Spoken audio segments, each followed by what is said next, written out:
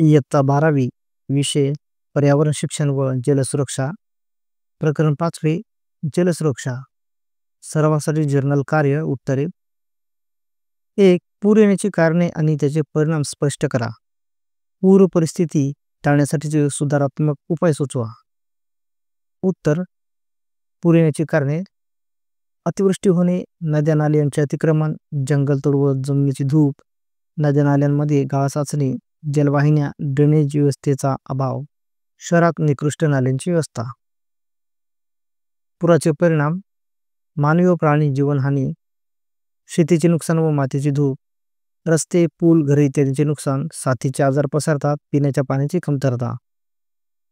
सुधारात्मक उपाय पुराच्या नकाशानुसार योजना आखणे, नदी नाले स्वच्छ ठेवणे व गाळ काढणे, जलसंधारण व वृक्षारोपण करणे, मजबूत बंधारे बांधणे, नागरिकांना वेळेत सूचना देणे, आपत्ती व्यवस्थापन यंत्रणा सक्षम करणे. 2. पाण्याचे संवर्धन आणि त्याचे महत्त्व स्पष्ट करा. उत्तर पाण्याचे संवर्धन कसे करावे.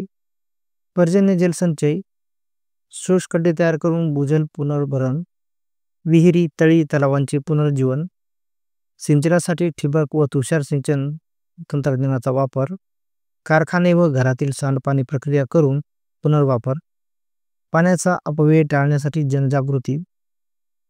महत्त्व पाणी हे जीवनाचा मूलभूत आधार आहे. अन्न उत्पादन, ऊर्जा निर्मिती व उद्योगधंदे चालवण्यासाठी आवश्यक. पिण्याचे शुद्ध पाणी मिळाल्यास आरोग्य चांगले राहते. पाण्याचा पुरवठा सुरळीत झाल्यास स्थलांतर थांबते. जैवविविधतेचे संवर्धन होते. पाण्याचा तुटवडा टाळण्यासाठी प्रत्येकाला पाण्याची किंमत समजणे आवश्यक आहे. 3. एखाद्या पर्यटन स्थळाला भेट देताना पर्यावरणावरील परिणाम कमी करण्यासाठी तुम्ही कोणत्या खबरदाऱ्या घेतल्या पाहिजे ते लिहा. उत्तर प्लास्टिक पिशव्या बाटल्या टाकू नये, पर्यावरणपूरक पिशव्या वापराव्यात, परिसरातील झाडे झुडपे फुले तोडू नयेत, प्राणी पक्ष्यांना त्रास देऊ नये किंवा त्यांना खायला देऊ नये, कचरा कुंडीतच टाकावा, इतरत्र विखरू नये, स्थानिक नियम व मार्गदर्शक सूचना पाळाव्यात, शौचालय वापरावे, उघड्यावर शौच करू नये, स्थानिक संस्कृती परंपरा यांचा आदर ठेवावा, पाण्याचा वापर कमी करावा, विजेचीही बचत करावी, आपत्तीजन्य परिस्थितीत स्थानिक यंत्रणांना सहकार्य करावे. 4.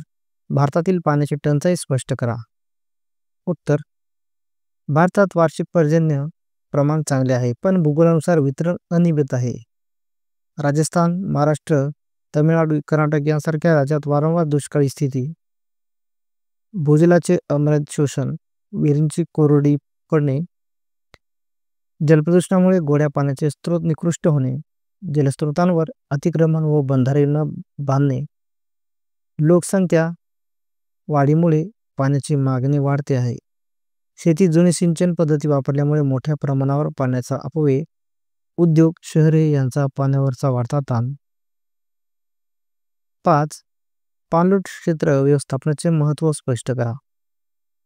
उत्तर पाणलोट क्षेत्र म्हणजे पावसाचे पाणी एका जागेत गोळा होऊन वाहून जाणारे क्षेत्र.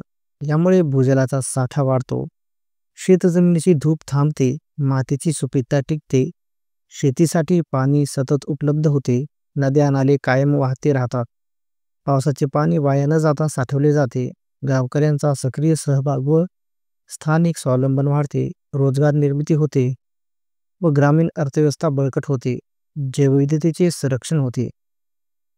6. भारतातील नद्यांचे प्रदूषण व उपाययोजना स्पष्ट करा. उत्तर प्रदूषणाची कारणे औद्योगिक सांडपाणी नदीत सोडले जाते, शहरातील सांडपाणी प्रक्रिया न होता नदीत मिसळते, धार्मिक विधींमुळे निर्माल्य, प्लास्टिक, फुले, रक्षा नदीत सोडली जातात, शेतीतील रासायनिक खते कीटकनाशके वाहून नदीत मिसळतात, काठावरील अतिक्रमण अडथळे निर्माण होणे.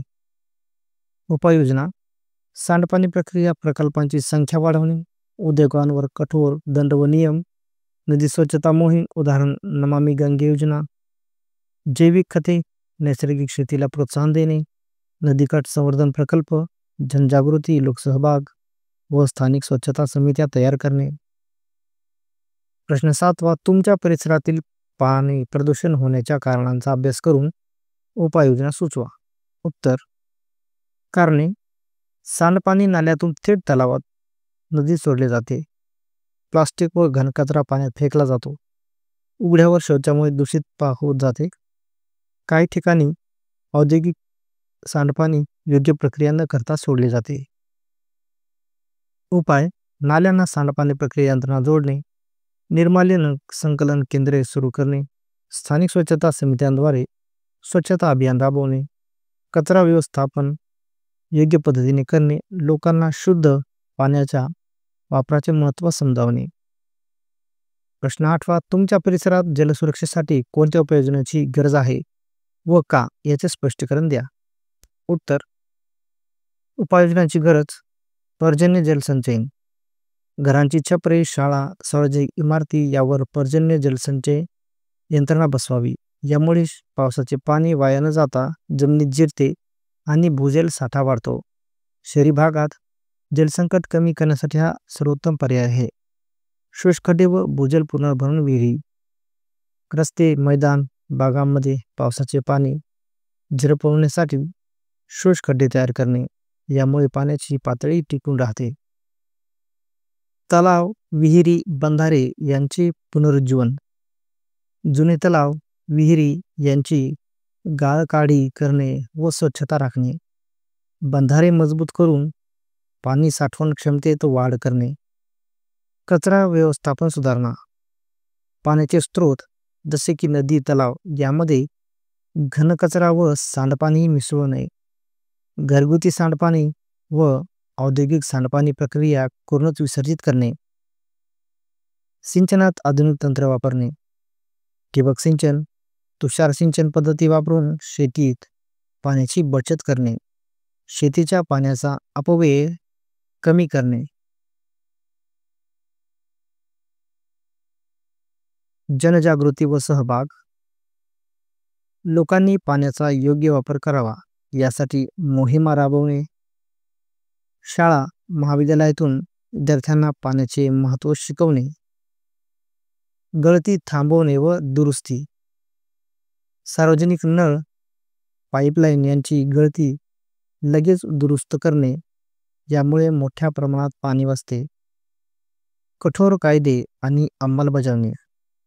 अनधिकृत ज्या बोरवेल्सवर बंदी घालणे. नियम मोडणाऱ्यांवर दंड आकारणे. का गरज आहे? तर वाढती लोकसंख्या व शहरीकरणामुळे पाण्याची मागणी वाढली आहे. भूजल पातळी झपाट्याने खालावत चालली आहे. पाण्याचे स्रोत प्रदूषित होत आहेत. त्यामुळे शुद्ध पाणी मिळणे कठीण झाले आहे. पाण्याचे योग्य नियोजन नसेल तर भविष्यात दुष्काळ व स्थलांतर वाढेल. जलसुरक्षा केल्यास शेती, उद्योग, पिण्याचे पाणी, पर्यावरण या सर्व गोष्टींना आधार मिळतो.